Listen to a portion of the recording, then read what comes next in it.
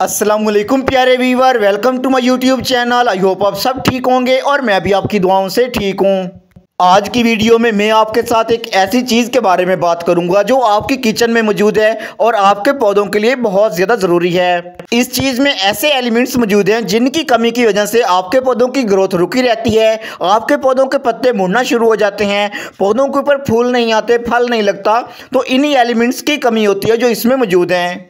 Video शुरू करने से पहले आपसे एक छोटी सी रिक्वेस्ट है, अगर आपने अभी तक मेरा चैनल सब्सक्राइब नहीं किया तो प्लीज़ चैनल को सब्सक्राइब कर लें और वीडियो को लाइक भी कर लें। वैसे तो पौधों को 17 एलिमेंट्स की ज़रूरत होती है, उनमें से 6 एलिमेंट पौधों को बहुत ज़्यादा ज़रूरी होते हैं।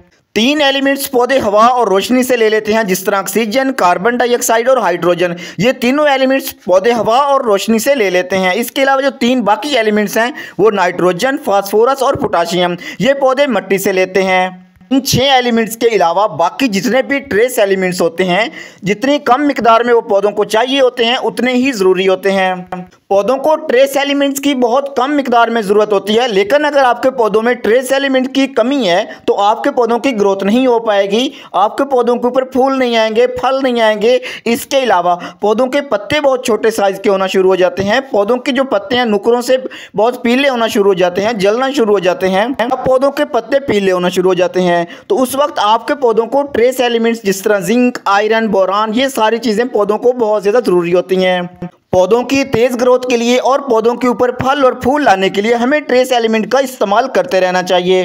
ये जो वीडियो में आपको चीज़ नज़र आ रही है इसको हम सागुदाना कहते हैं। ये आपकी किचन में मौजूद होगा। अगर आप मार्केट से जिंक लेके आते हो तो आपको बहुत महंगा मिलता है। सागुदाना के अंदर आयरन भी मौजूद होता है और जिंक भी, ये दोनों ही पौधों के लिए बहुत ज़्यादा ज़रूरी हैं। अगर पौधों के अंदर जिंक की कमी होती है तो पौधों के पत्ते मुड़ना शुरू हो जाते हैं। अगर आपके पौधों के पत्ते बहुत छोटे साइज़ के हैं, पीले होना शुरू हो चुके हैं या मुड़ चुके हैं तो आपके पौधों को जिंक देना बहुत ज़्यादा ज़रूरी है। अगर आपके पौधों के पत्ते मुड़ चुके हैं तो आपके पौधे हवा और रोशनी से खुराक नहीं ले पाएंगे, जिसके बाद आपके पौधे वीक होना शुरू हो जाते हैं।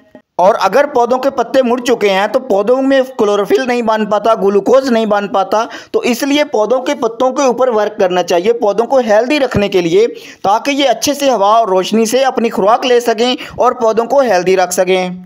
समटाइम ऐसा भी होता है कि पौधों के पत्ते जो मुड़ना शुरू हो जाते हैं तो वो कीड़ों की वजह से भी होता है। ऐसे हार्मफुल कीड़े आपके पौधों के पत्तों के ऊपर अटैक करते हैं, जो पौधों के पत्तों का रस चूसना शुरू कर देते हैं, जिसके बाद पौधों के जितने भी पत्ते होते हैं मुड़ जाते हैं। लेकिन ज़्यादातर जिंक और आयरन की कमी की वजह से ऐसा होता है, इसलिए पौधों को स्मॉल अमाउंट में जिंक और आयरन देते रहना चाहिए। जब भी आप पौधों को फर्टिलाइज करते हैं 15 से 20 दिनों बाद आप पौधों की गुड़ाई लाजमी किया करें। गुड़ाई करना बहुत ज़्यादा ज़रूरी होता है, इससे आपके पौधों की मिट्टी नरम हो जाती है, साथ में एयरेशन होती है, आपके पौधों की रूट्स अच्छे से वर्क करना शुरू कर देती हैं। गुड़ाई करते वक्त आपको ये ध्यान रखना होता है कि आप पौधों की रूट को डैमेज ना करें। जितना भी रूट वाला पोर्शन होता है उससे थोड़ा दूर दूर गुड़ाई करनी चाहिए। वैसे तो सागुदाना को आप किसी भी तरह से अपने पौधों के अंदर इस्तेमाल कर सकते हो, लिक्विड फॉर्म में भी इस्तेमाल कर सकते हो, स्प्रे की सूरत में भी इस्तेमाल कर सकते हो और इसी तरह सॉलिड फॉर्म में भी अपने पौधों के अंदर इस्तेमाल कर सकते हो। लेकिन सागुदाना वाटर सॉल्युबल नहीं है, ये जल्दी से आपके पौधों की रूट्स अब्जॉर्ब नहीं करेंगी, एकदम से आपके पौधों के अंदर रिजल्ट नहीं मिलेगा। ये ऐसा ऐसा आपके पौधों के अंदर डिजॉल्व होकर जाता रहेगा, आपके पौधों की रूट्स अब्जॉर्ब करेंगी तब जाके असर होगा। और अगर आप इसको 6 माह में एक बार भी इस्तेमाल कर लेते हो तो आपके पौधों के लिए इनफ है, क्योंकि ये ऐसा ऐसा डीकम्पोज होता है और आपके पौधों के अंदर जिंक पूरा रहेगा और जिंक की स्मॉल अमाउंट ही पौधों को चाहिए होती है। कम से कम 2 मंथ से लग जाते हैं फुली डीकम्पोज होते होते। दूसरा इसका तरीका ये है कि हम इसको पानी में मिक्स करके भी अपने पौधों के अंदर दे सकते हैं, स्प्रे कर सकते हैं। दूसरा तरीका ये है कि हम इसको पानी में मिक्स करके भी अपने पौधों के अंदर इस्तेमाल कर सकते हैं। इस लिक्विड को आप एज ए फर्टिलाइजर स्प्रे की सूरत में भी इस्तेमाल कर सकते हो और साथ में आप पौधों की मिट्टी में भी इस्तेमाल कर सकते हो।